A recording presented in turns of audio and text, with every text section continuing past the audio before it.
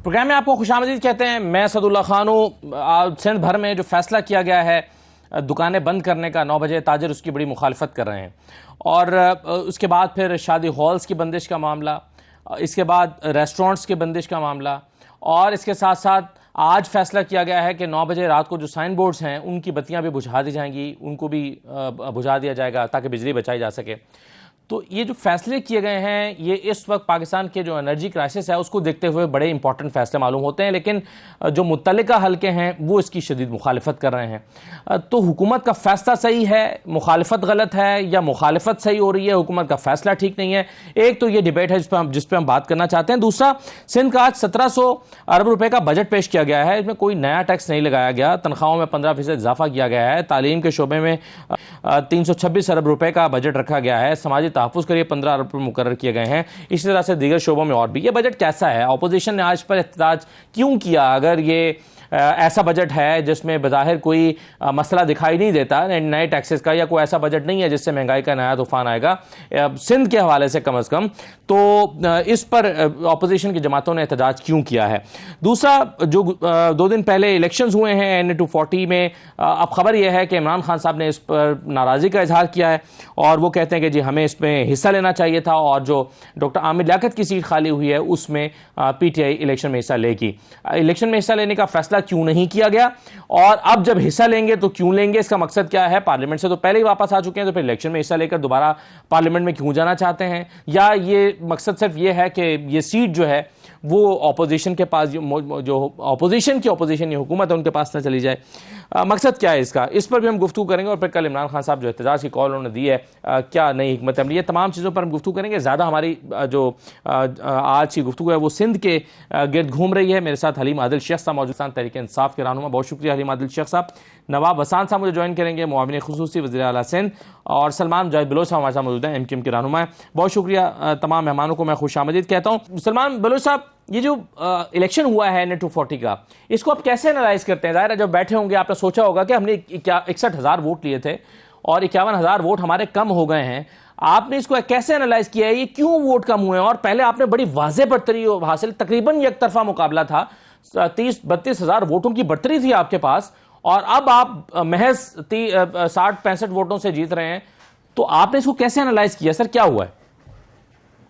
जी बहुत शुक्रिया असदुल्ला खान साहब। गुजारिश ये है कि ये होता है ज़मीनी इलेक्शन, और ज़मीनी इलेक्शन भी जब होता है कराची में जब छुट्टी नहीं होती। ये जो हल्का है NA-240 का, जो इकबाल जी हमारे मरहूम MLA थे, उनकी इंतकाल की 22 साल हुई ये सीट। तो यहाँ पे जितना भी तबका है ये तकरीबन जो है वो मजदूर पेशा तबका है, सैल क्लास है, और वो अपने अपने कामों पे, अपनी जॉब पे, प्राइवेट जॉब पे निकल जाते हैं। और ज़मीनी इलेक्शन में इतना टर्नआउट भी नहीं होता, लोगों का इतना रुझान भी नहीं होता कि वो वोट देने को तरजीह दें।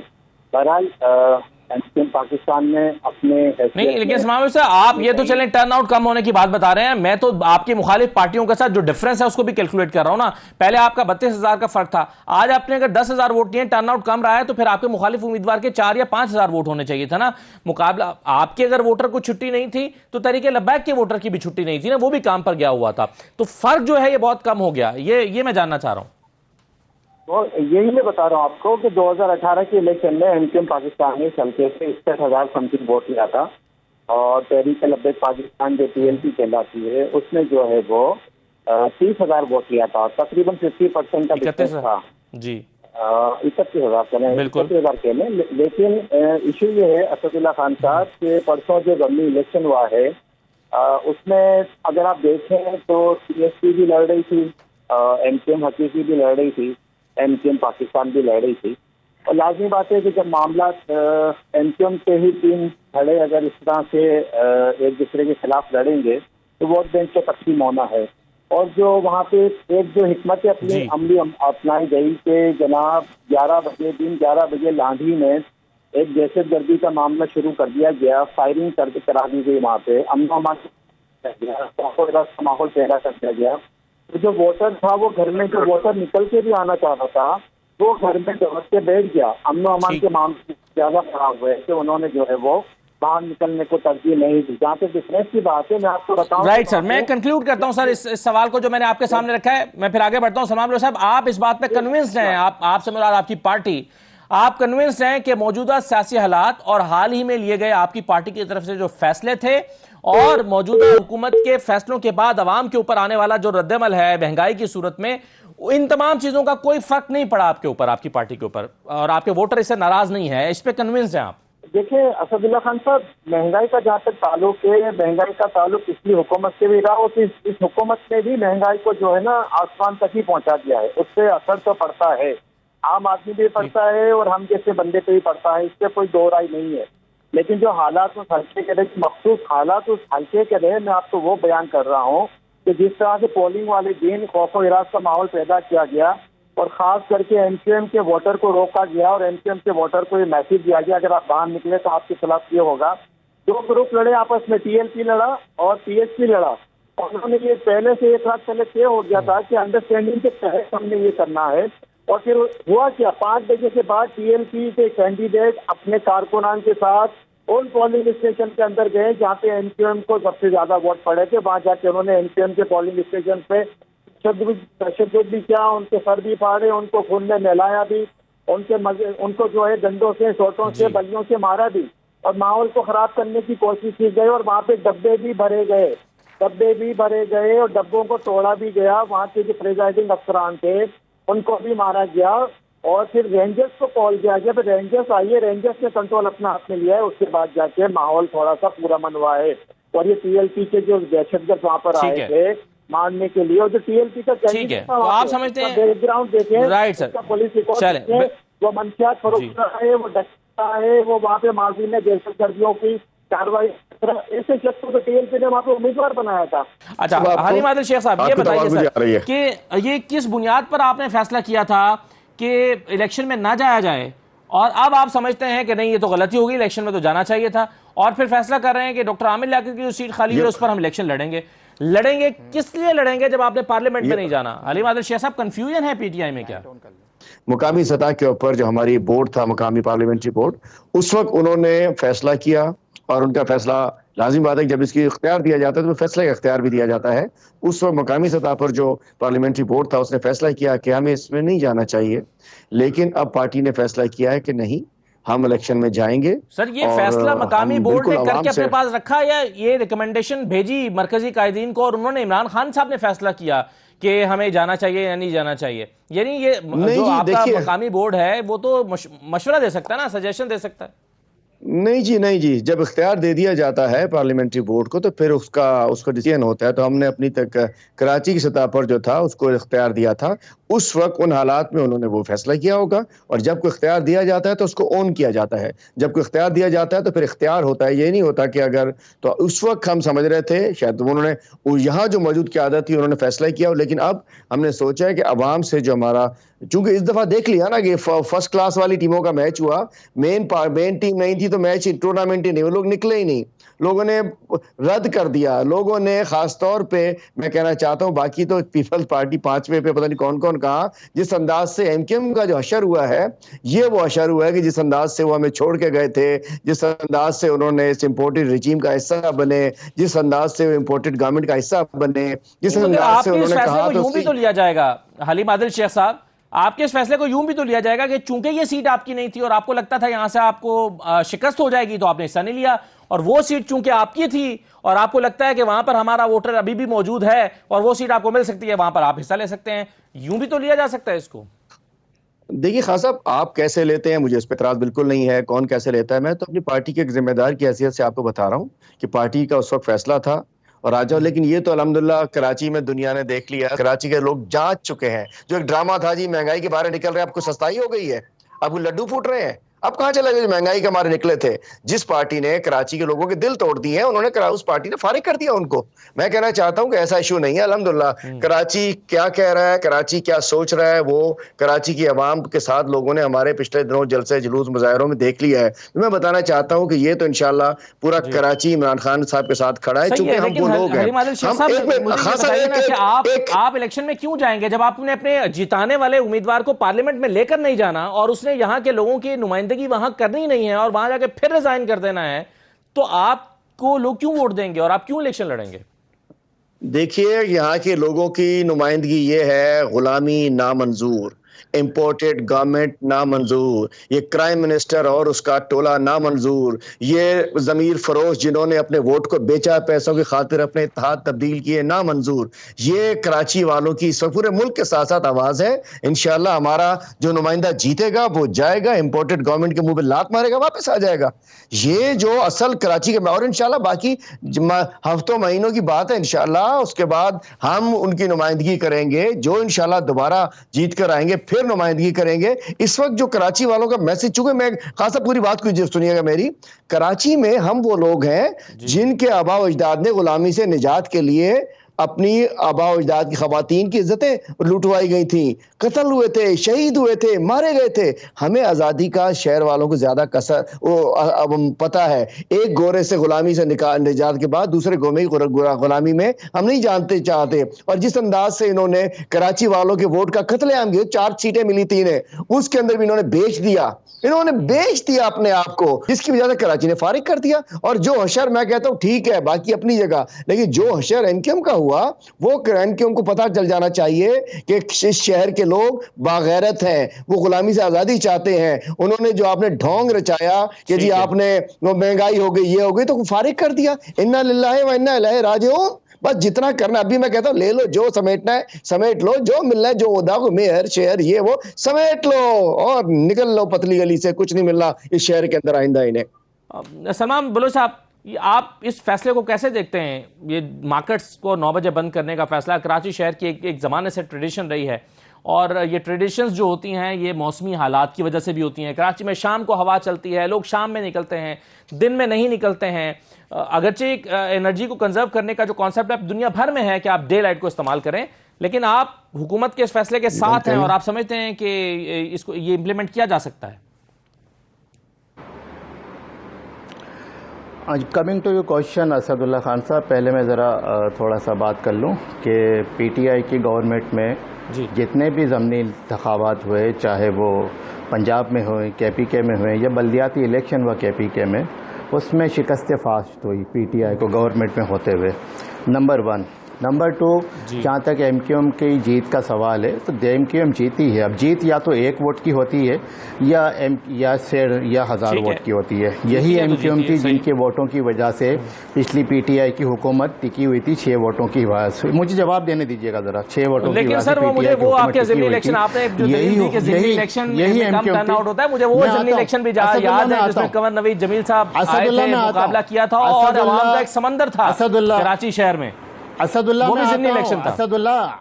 मैं आता हूँ सर, अगर आप इजाजत दें तो मैं जरा, आप इजाजत दें तो मैं नवाब हसन साहब को शामिल कर लूं। मैं अपनी बात कर लूं। असदुल्ला मैं अपनी बात कर लूं, आप उनको शामिल कर लीजिएगा। मुझे जवाब देने का राइट तो देना आप। जब अपने इल्जामात आपने सुन लिए, पब्लिक को सुनवा दिए, मुझे जवाब देने का राइट दीजिए आप। यही एमक्यूएम थी जिसको राजी करने के लिए इमरान इस्माइल साहब, असद उमर साहब सुबह 5 बजे जो है वो वहां पर पार्लियामेंट लॉजिस में गए कि जी आप हमारा साथ मत छोड़िए, लेकिन एमक्यूएम ने अपना फैसला किया।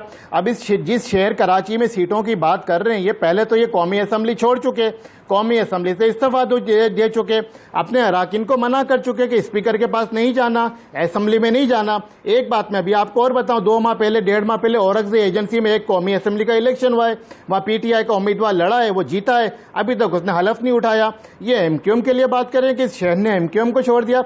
नहीं जनाब, जो 14 सीटें आपको दी गई थी थाली में सजा के, वो एमक्यूएम की सीटें थी। और एमक्यूएम ने अब ये फैसला किया है कि अब एक भी सीट आपको एमक्यूएम की सीट इस शहर कराची से नहीं लेने दी जाएगी, नहीं थाली में सजा के देने दी जाएगी। हमने कहा था अल्लाह के हुक्म से, अल्लाह की मदद से हम जीत के दिखाएंगे, हम जीते। और जहां तक ये बात है, सौदा कर लिया, सौदा किसने किया ये आपको पता होना चाहिए कि सौदागर कौन है, किसने अमेरिकन मरासले का जिक्र किया, किसने अमेरिकन साजिश का जिक्र किया, कौन जो है 2018 में इस्टेब्लिशमेंट के कंधों पे चढ़ के आया, किसने जो है 2018 में जो है खान साहब को फैसिलिटेट किया, मीडिया को किसने कॉल किया कि जी पॉजिटिव खबरें चलाएं, मस्बत खबरें चलाएं, 6 महीने का टाइम दीजिए। चलें, बिल्कुल सही है सर। एक ब्रेक मेरी लेट हो गई है, सलमान बलोच साहब एक छोटा सा ब्रेक है, आप इजाजत दीजिए तो मैं ले लेता हूं। वापस आकर नवाब हसन साहब के पास जाते हैं, फिर आप मजीद बात कर लीजिएगा। और दूसरा मौजू और तीसरा मौजू हमारा जो आज बजट वाला है उस पर भी बात करते हैं। एक ब्रेक के बाद वापस आ रहे हैं।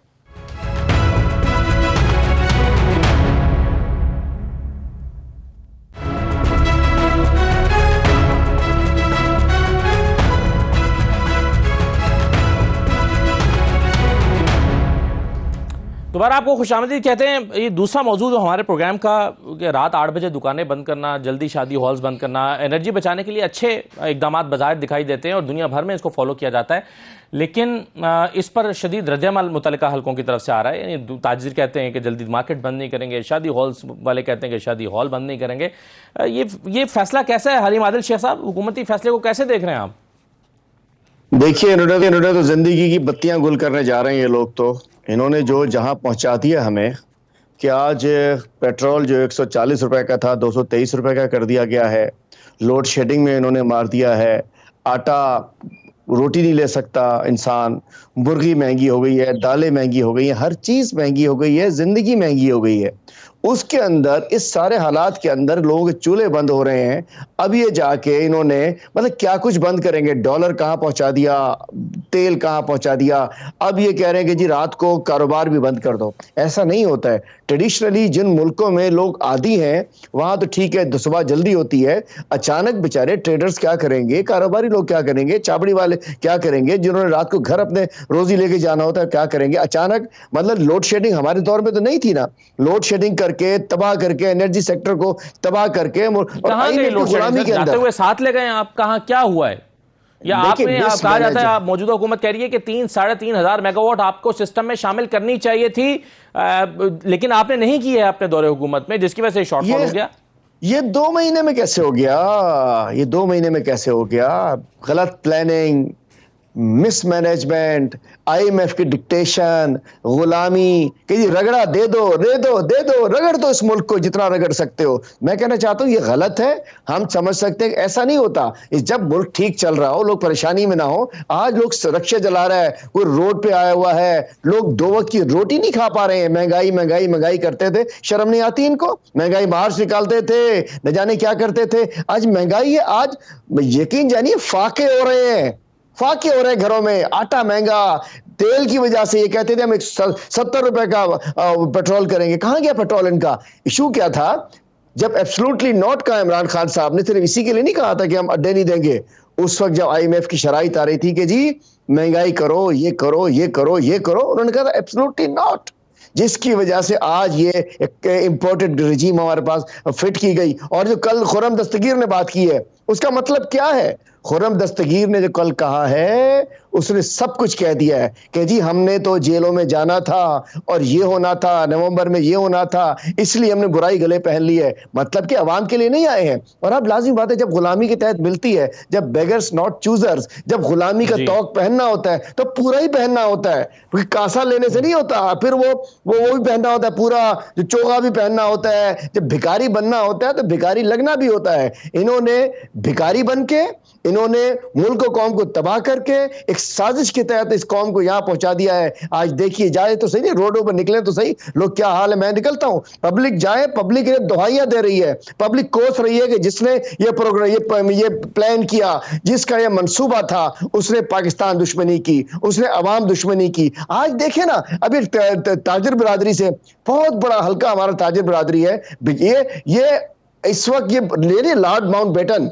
उस वक्त में जैसे नादिर शाही फरमान आया करते थे, पेट्रोल कर दिया, आटा कर दिया, बिलाल रात को इस वक्त बंद कर दो, इस वक्त छुट्टी कर दो, इस वक्त खोल दो, ये नादिर शाही फरमान चल रहे हैं। इस वक्त ये वही हुकूमत चल रही है कि जो एक वायसराय हुक्म देता है, IMF हुक्म देता है, अमेरिका हुक्म देता है, इंडिया से हुक्म आता है, उसको ये लेके आगे कर देते हैं। अल्लाह माफ करे, पाकिस्तान को ये कहां लेकर जा रहे हैं। खान साहब ठीक कहते हैं, ये पाकिस्तान अल्लाह रहम मेरी मुंह में, लेकिन जिस तरफ लेके जा रहे हैं हम, डिफॉल्ट की तरफ जा रहे हैं। और मुझे लग रहा है कि यहां श्रीलंका वाले हालात पैदा होंगे, इनकलाब की तरफ कौम जाएगी। मैंने पहले कहा, मेरे मुंह पे खाक, लेकिन जो हो रहा है सब नोश दीवार है, अवाम तंग आ चुके हैं। मैं कहना चाहता हूं कैसे नहीं। चले, मैं अतीक मीर साहब ऐसा मौजूद है, फिर मैं सलमान चाहता हूं। अतीक मीर साहब, दुनिया भर में होता है कि दिन की जो रोशनी है, सूरज की रोशनी है, डे लाइट को इस्तेमाल किया जाता है और दिन में कारोबार होता है। दिन सुबह जल्दी शुरू होती है, शाम को दुकानें बंद हो जाती हैं। कराची क्यों नहीं मानता, या सिंध क्यों नहीं मानता, या पाकिस्तान के ताजिर क्यों नहीं मानते जल्दी कारोबार बंद करने के लिए? इसमें क्या हर्ज है? 2 घंटे पीछे जल्दी शुरू करें, जिसको जो चीज़ चाहिए उसने खरीदनी है वो जल्दी भी खरीद लेगा। कारोबार पे क्या खास फर्क पड़ेगा? देखिए, सारी दुनिया में बेशक ऐसा होता है, खुसूसन सर्द ममालिक के दिन की रोशनी में तवानाई की बचत के लिए प्रैक्टिस की जाती है, लेकिन वो कल्चर फरोग पा चुका, उनके पास एक तरीक़ाकार वो तरक्की पा चुका। पाकिस्तान में अब ये एक ऐलान से कैसे मुमकिन है कि आप एक ऐलान करें और उसके बाद सब कुछ हो जाए? ये असल में लॉन्ग टर्म ये चीजें हैं। ये कोई कहे कि रातों रात ऐसा हो जाए कि लोग सुबह फजर की नमाज पढ़ें और मार्केटों में आ जाएं, ऐसा ना खरीदार कर सकेगा ना ताजिर। इसके लिए एक बड़ी लंबी कोशिश चाहिए। लेकिन हमारे यहाँ देखें, दूसरा रुख देखें कि तवानाई के जब भी बहरान आता है, हर कोई अपने सर से जिम्मेदारी उतारने की कोशिश करता है। कोई, जब हम गैर मुल्की ये पावर कंपनी से मुआहदे करते हैं तो उन मुआहदों को कौन चेक करता है? वो मुआहदे पे पूरा उतर रहे हैं, उन्होंने अपनी जिम्मेदारियां पूरी की हैं या नहीं? आया उन्होंने जो मुआहदे के मुताबिक प्रोडक्शन करनी थी वो कर रहे हैं कि नहीं? जो डिस्ट्रीब्यूशन का निज़ाम वज़ा करना था, आया वो प्रॉपर है कि नहीं? इसी तरह ट्रांसमिशन में जो खामियां थी वो किस हद तक दूर की, कोई नहीं देखता ये बात। एक बात सिर्फ इतनी मैं तो समझता हूँ कि ये शातिर तरीन ब्यूरोक्रेसी, नाहल और बदउनवान ये जो हुक्मरान आते हैं, इन्हें बेवकूफ़ बनाते हैं और जिस राह पे चाहते हैं वो इनको। तो मीर साहब, अब इस मसले का हल क्या है? हुकूमत ने तो फैसला कर लिया, पंजाब में भी हो गया है, पंजाब में भी अगले हफ्ते इंप्लीमेंट होने जा रहा है। क्या होगा? नहीं बंद करेंगे आप? इनकार कर देंगे हुकूमत के इस फैसले को मानने से? देखिए, एक अजियतनाक हौलनाक महंगाई के बाद अब मैं देखता हूँ कि लोग हवन्नकों की तरह एक दूसरे को देखते हैं। आप मार्केटों में देखें जिस तरह सन्नाटे हैं। एक तो मौसम गर्म तरीन है, दूसरा ये कि 8-8 घंटे की लोड शेडिंग है, ऐसे चलाना। फिर उसके बाद कदरे मौसम बेहतर होता है। शाम के औकात में, मैं कराची की बात करता हूँ, लोग आते हैं मार्केटों में। उसके बाद हम 9 बजे मार्केटें बंद कर दें तो ये उस सूरत में तो चले ज़ेरे गौर ये बात आ सकती है कि दिन के औकात में बिला तात्तुल हमें बिजली फराम हो और हम चलते हुए पंखों में खरीदार दुकान में दाखिल हो, लेकिन ऐसा हो नहीं रहा। यही वजह है कि हम कारोबारी औकात में अगर कोई चहल पहल मार्केटों में हो और उसके बाद हम मार्केटें बंद कर दें, तो एक बात ध्यान में रखिएगा कि रोजगार इस वक्त जो बदतरीन महंगाई है, घरों में बच्चे ज़रूरियात मांगते हैं, मजदूर उसको दिहाड़ी चाहिए, मुलाजिम को तनख्वाह चाहिए, दुकान का हमें किराया देना है। जब ये इस वक्त सूरत हाल ऐसी है कि 50% कारोबार भी मार्केटों में नहीं है, जब ये मज़ीद ज़वाल पजीरी आएगी तो फिर ये 9 बजे की बंदिशें, ये सब ख्वाब व ख्याल हो जाएगा। फिर इनके सामने रुकावटें होंगी, फिर इनके सामने हमें खड़ा होना पड़ेगा। फिर बजाय इसके कि इस पर अमल दरामद हो, एक कशमकश की सूरत हाल पैदा होगी, एक मार्केटों के अंदर अनारकी फैलेगी। हमारी पहली तरजीह कारोबार है। हमें बिजली उन किन औकात में आप देंगे कि हम कारोबार करें, शेड्यूल बनाया जाए। ये क्या मजाक है कि सुबह हम आके बैठें और 2 घंटे की बिजली चली जाए, फिर 2 घंटे के लिए बिजली आए और फिर 2 घंटे बाद चली जाए। ये एक बड़ा आसान सा नुस्खा ढूंढ लिया है कि कारोबार आप जल्दी समेट लें। कि पहले कोरोना में भी हुकूमत सिंध ने खुसूसन इस तरह की तबाही फेरी थी।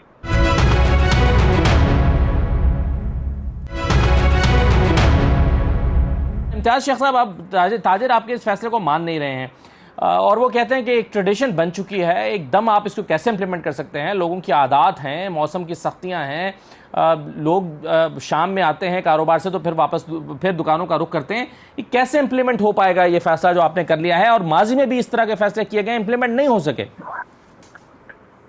तो बिस्मिल्लाहिर्रहमानिर्रहीम। देखिए जी, बहुत शुक्रिया आपका, आपने मुझे इस मौजू पे बात करने का मौका दिया। अहम मामलात हैं और ये पाकिस्तान के मतलब जो इकोनॉमी पर असर करने वाले इकदाम हैं, लेकिन मसला ये है कि ये क्यों किए गए हैं? ये मजबूरी के हाल में किए गए, तो खुशी से ये फैसले नहीं किए गए।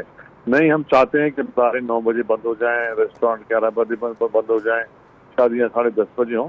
तो डेफिनेटली लोगों की आदतें हैं, लोगों के मसले हैं, लेकिन अगर आप एक चीज़ मुमकिन नहीं है वो कर सकें और मुमकिन ना हो तो लाजमी आपको कुछ ना कुछ तब्दीलियाँ लानी पड़ती हैं। और इस सिलसिले में मतलब मैं समझता हूँ कि इस मुश्किल हालात में मुश्किल फैसले ही करने पड़ते हैं। हमने कोई खुशी से ये फैसले हुकूमत ने नहीं किए और हम उम्मीद रखते हैं कि मतलब ताजर बरादरी भी हमारे साथ ताउन करेगी और लोग भी ताउन करेंगे। अगर ताजर बरादरी मानने से इनकार कर देती है फैसला, फिर क्या करेंगे? सख्ती करेंगे, मुकदमे करेंगे, जेलों में डालेंगे, क्या करेंगे? देखें, बात सुने, पहले भी हमने करवाया था और जो भाई ने बात की, दवाई फेरी थी, पता नहीं, मैं इनको मैं अभी मुझे नहीं पता कौन सा अतीक भी साहब है सर।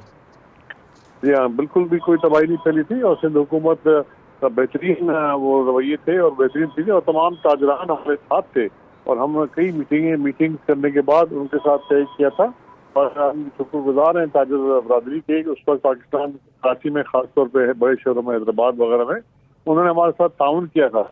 एक सेक्शन था थोड़ा बहुत उस वक्त भी पीटीआई ने ही इस पे शोर किया था, उनके लोग एमएनए केस पहुंचे थे, लेकिन फिर खुद ताजर बरादरी ने इस पे मतलब हमारे साथ ताउन किया था। हमने कन्विंस किया था उनको नेशनल इंटरेस्ट में, क्योंकि वो भी एक मुहब्बतन पाकिस्तानी है, वो समझते हैं कि क्या हालात हैं। तो गवर्नमेंट को दुकान 9 बजे बंद करने से क्या फायदा मिलेगा, या इसके अलावा और इनके पास लाया अमल है तो जरूर आए बताएं। हम बैठे हैं इनके साथ, हमारी मीटिंग होती रहती है और ये उनके साथ वैसे इम्तियाज साहब, ये अभी जो हलीम आदिल शेख साहब ने सवाल उठाया था कि 2 महीने के अंदर बिजली की कमी कैसे वाक़ हो गई, जब हम थे तो बिजली पूरी हो रही थी, उनका कहना ये है, तो ये कमी कैसे हो गई? बेड़ा गर्क, मुल्क का बेड़ा गर्क करके गए, तबाही करके गए, साथ ले गए बिजली। सुन मेरी बात सुन लेना जी, उन्होंने तो कह दिया, लेकिन उनके जमाने से ही तकरीबन 18 घंटे की लोड शेडिंग थी। वो हमारे प्रेस कॉन्फ्रेंस से उस वक्त की मौजूद हैं, एक नहीं कई मौजूद हैं, और उनके जहाज उनके कैंसिल हो गए, ऑयल के, फर्नेस ऑयल के और एलएनजी के भी सकी। तो मैं समझता हूँ कि ये शुरुआत वहाँ सब 1.5 महीने में हो गया। वैसे उन्होंने मतलब कहीं का भी मतलब हर तरीके से जो भी एक इकोनॉमी को नुकसान पहुंचाने का था वो किया। बारूदी सुरंगें बना करके दुनिया में पेट्रोल महंगा हो रहा था, उन्होंने पाकिस्तान में कम कर दिया, क्योंकि उनको पता था कि वो जाने वाले हैं, उनकी नाअहली की वजह से वो रोक नहीं सकेंगे। तो मतलब उन्हीं का पैदा करदा ये बहरान है, उसको फेस कर रहे हैं और मुश्किल हालात हैं। हम अपनी ताजर बरादरी को जो फिर अपील भी करेंगे कि वो ताउन करें और नेशनल इंटरेस्ट में ताउन करें। तो वो भी मोहब्बतन पाकिस्तानी है और उसको मतलब देखें कि हमारे पास और कोई ऑप्शन नहीं है और इतने मुश्किल फैसले, तेल इतना महंगा करना, बिजली महंगी करनी, तो खुशी से तो कोई सियासी हुकूमत ये नहीं करती ना। सही है। आप समझें कि हमने राइट इस मामले में, राइट सर, सलमान बलोच साहब, इस मामले में आप ताजरों के साथ खड़े हैं या हुकूमत के साथ खड़े हैं? हेलो, बिल्कुल असदुल्ला खान साहब, इनकम पाकिस्तान पहले भी ताजरों के साथ खड़ी थी। जी, आपकी आवाज़ आ रही, मेरी आवाज़ आ रही? जी, ओके, जी जी जी जी, असदुल्ला खान साहब, मैं कह रहा हूँ कि एमक्यूएम पाकिस्तान पहले भी कराची के ताजरों के साथ खड़ी थी और आज भी कराची के ताजरों के साथ खड़ी है। एक लाहे अमल अपनाना चाहिए, एक तरीक़ा कार अपनाना चाहिए। और जिस तरह से अतीक मीर साहब ने जो वजूहात बताई हैं, जो मामला बताए हैं, जो कोरोना में जो कराची के ताजरों के साथ होता रहा, एमक्यूएम पाकिस्तान की लीडरशिप ने उनके साथ बैठ के जो है प्रेस कॉन्फ्रेंसेस की, उनके साथ खड़े रहे, तब मामला को संभाला गया। एकदम से एक तरह से इस तरह का हुक्मनामा निकाल देना कि जी आप जो है वो रात में जो है 9 बजे दुकानें बंद कर दें, बिजली को बचाना है।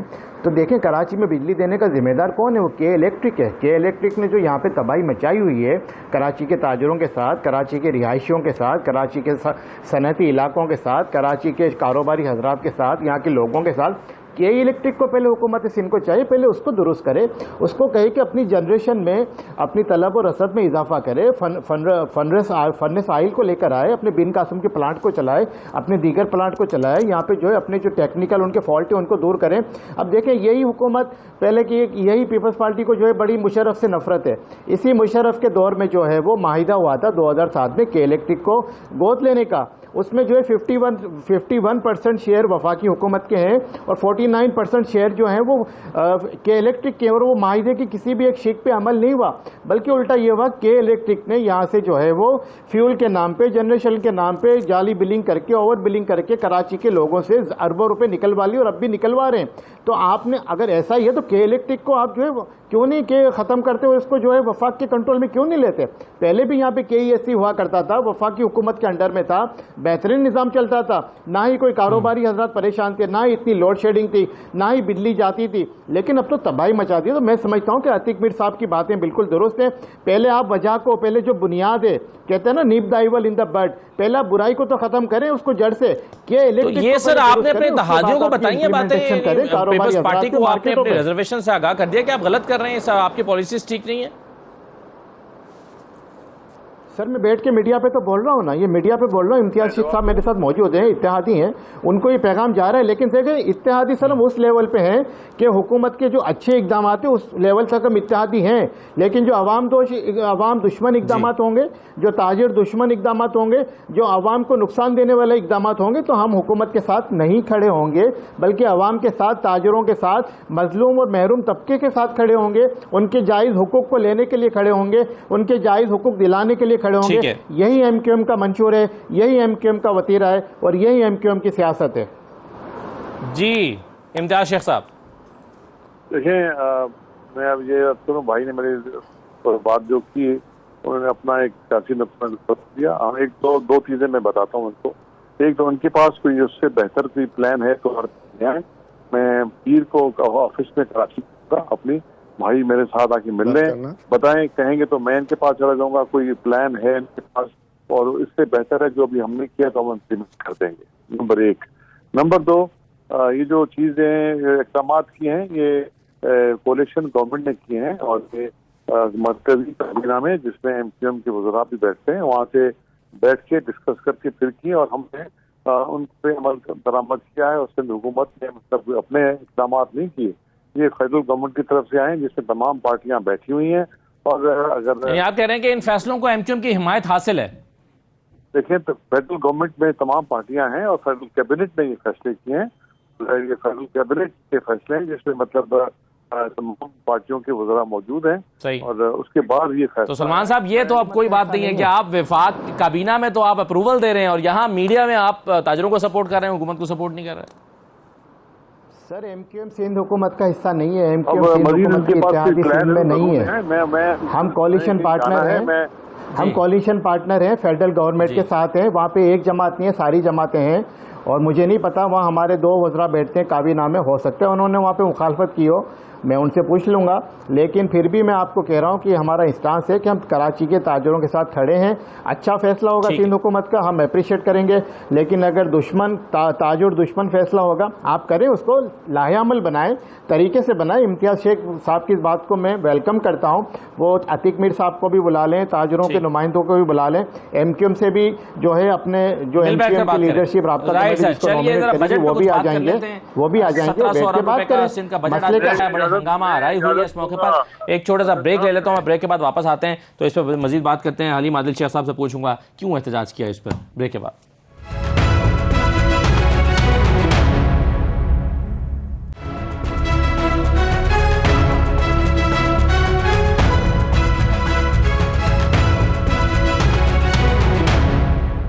ब्रेक के बाद दोबारा खुशामदीद कहते हैं। सिंध का 1700 अरब रुपए का बजट पेश किया गया। सिंध हुकूमत के मुताबिक इसमें कोई नया टैक्स नहीं लगाया गया, तनख्वाहों में 15% इजाफा किया गया है। तालीम में का बजट 326 अरब रुपए, समाजी तहफ़्फ़ुज़ के लिए 15 अरब रुपए, वाटर एंड सेवरेज के लिए 124 अरब रुपए मुख्तस किए गए हैं और दीगर जो तरक्याती मनसूबे उनके लिए भी रकम रखी गई है। इस बजट पर एतराज़ किया है हलीम आदिल शेख साहब, जो इतना जोरदार एहतजाज हुआ आज? 15वां बजट है, 15वां साल है, 10,000 अरब से ज्यादा सिंध में इसी वज़ीर आला साहब जो कि वज़ीर दाखिला भी खजाना भी हैं, दाखिला भी हैं, उनके कुंजी से, उस खजाने से उनके हाथ के नीचे से गुजरा है। पिछले 15 बजट हैं इनके, हमारी बदकिस्मती। और सूरत हाल ये है कि इस दौरान पिछले साल तक की जो रिपोर्ट थी, अभी तो हम कंपाइल कर रहे हैं, कि जो 8,900 अरब था, 8.9 ट्रिलियन, उसमें से डेवलपमेंट पे सिर्फ था 1.6 ट्रिलियन और उसके अलावा उस 1.6 ट्रिलियन में से डेवलपमेंट साइड के ऊपर 45% करप्शन हुई थी, जो कि हमारा जो प्लानिंग एंड डेवलपमेंट सिंध ने बताया था। ये समझने वाली बात है कि सिर्फ 1.6 में से सिर्फ 1600 अरब डेवलपमेंट में खर्च हुआ और उसमें से इनके डिपार्टमेंट के मुताबिक तकरीबन 45% करप्शन हुई। तो इसका मतलब है 9,000 अरब में से सिर्फ 700 अरब खर्च हुआ था। इस दफा ये इलेक्शन बजट इन्होंने दिया पिछले साल के भी 50% स्कीमें मुकम्मल नहीं हुई, 50% ADP के पैसे खर्च हुए, बाकी जाया हो गए। इस दफा इनको पता था, इनको पता है कि जाना ठहर गया है, सुबह गया है, शाम गया, इन सब में बिसात लिपटनी है, इनकी सिट्टी गुम होनी है, ये बत्ती गुल होनी है, इसलिए उन्होंने इकट्ठे पैसे हैं नहीं, रो रहे हैं, पैसे नहीं है, ये नहीं है, वो नहीं है, इन्होंने कहा चलो भाई हातिम ताई की कब्र पे लात मार के चले जाओ। बात ये है कि और उसके बाद ये जस्ट एक दिखावा है। इंशाल्लाह कल से स्पीचेस स्टार्ट हुई हैं, हम इंशाल्लाह कट मोशंस भी ला रहे हैं, इंशाल्लाह इनको बताएंगे कि ये एक मतलब ऐसे ही हवा में है बजट, ये बजट हवा के अंदर है। और बात ये कि पिछले आपने देखा एजुकेशन में क्या हुआ, डेस्कें इन्होंने मतलब 5,000 की डेस्क 29,000 में इन्होंने खरीदी। हेल्थ में करप्शन, एजुकेशन में करप्शन, वर्क एंड सर्विसेज में करप्शन। सिंध में 1400 अरब की करप्शन ऑडिटर जनरल रिपोर्ट करता है पिछले साल तक, 1400 अरब 1.4 ट्रिलियन की करप्शन ऑडिटर जनरल रिपोर्ट करता है। ये अल्फाज का गोरख धंधा, टोटल ड्रामा, एक टोपी ड्रामा पेश कर दिया ला के, पैसे हैं नहीं खजाने में फिलहाल के, दे दो सब कुछ। इंशाल्लाह वर्ड टू वर्ड आप लोगों को बताएंगे इन 5 दिनों के अंदर कि इन्होंने इस बजट के साथ क्या किया है और बाकी जो किया है नहीं किया है। इस शहर कराची के साथ तो सौतेली माँ का सलूक किया है इन्होंने। और बात यह है कि जैसा मैंने आपको बताया कि इन्होंने पिछले 14 साल के अंदर 1.6 ट्रिलियन खर्च किया था। हमारे 3 साल के अंदर जो हमने प्लान किया था, हमारी गवर्नमेंट ने 1,000 अरब का सिंध के लिए प्लान किया गया था। तो मैं कहना चाहता हूं इमरान खान ने इन अपने 3 सालों के लिए जो रखा था 1,000 अरब, 1 ट्रिलियन खान साहब ने रखा था, इन्होंने 15 साल में इतना रखा है। और बात मैं कहना चाहता हूँ, इम्तियाज शेख साहब मोहतरम अभी फरमा रहे थे, पता नहीं क्या खोद के चले गए बदमारुद्दी सुरंगे। मैं बताना चाहता हूँ और बिल्कुल अच्छा कहा उन्होंने कि भाई ये हम सबका मुश्तरका फैसला है। आज जो कुछ हो रहा है, सलमान भाई के लिए एक बात कह दूं, सलमान भाई के लिए एक बात कह दूं, सलमान भाई के लिए, सलमान भाई बड़े मोहतरम है, मेरे भाई हैं, लेकिन सलमान भाई दोनों लड्डू हाथ में ना रखे, आधा तीतर आधा बटेर, ये इत्तेहादी बना छोड़िए। बजट जो सिंध हुकूमत की तरफ से पेश किया गया, इस पर एहतजाज हुआ था और आज चूंकि हम सिंध के हवाले से, हमारे साथ सिंध से, कराची से मेहमान मौजूद थे, तो मैंने ज़रूरी समझा कि सिंध के हवाले से बात कर ली जाए। अगरचे देखने में एक अच्छा बजट, मुनासिब बजट मालूम होता है, लेकिन बुनियादी मसला यह है कि तहरीक इंसाफ को जो सिंध हुकूमत की तरफ से कहा गया है उस पर यकीन नहीं है। वो कहते हैं ये अल्फाज का गोरख धंधा है, ये होगा नहीं, ये इम्प्लीमेंट नहीं होगा। ये जो पैसे रखे गए हैं तालीम के मैदान में, इस पर इम्प्लीमेंटेशन का जो है वो इशू होगा। जी सलमान बलोच साहब, आपको आवाज़ आ रही है सर? क्या कमेंट है आपका सिंध हुकूमत की जो पॉलिसीज़ हैं आने वाले दिनों में बजट की रोशनी में, वो कैसे देखते हैं आप? देखें असदुल्ला खान साहब, एक तो मेरी ये गुजारिश है, हलीम भाई मेरे बड़े भाई हैं, कि हमारे हाथ में तो 2 लड्डू नहीं है, लेकिन आप ज़रूर 2 कश्तियों में सवार हैं और 2 कश्तियों में सवार होना छोड़ दें, एक कश्ती पकड़ लें तो शायद आपको मंजिल मिल जाएगी। जहाँ तक सिंध हुकूमत के बजट का मामला है, मैं तो देखें जी कराची आइट हूँ, मैं कराची को देखूँगा। ये कराची पूरे पाकिस्तान को कमा के देता है तो कराची पाकिस्तान चलता है, सिंध को 95% कमा के देता है, सिंध चलता है। लेकिन बात यह है कि पूरे सिंध के बल्दियाती इदारों के लिए सिर्फ और सिर्फ 80 अरब रुपए रखे गए हैं। उसमें से कराची के लिए ऐसा रखा गया जैसे ऊँट के मुंह में ज़ीरा।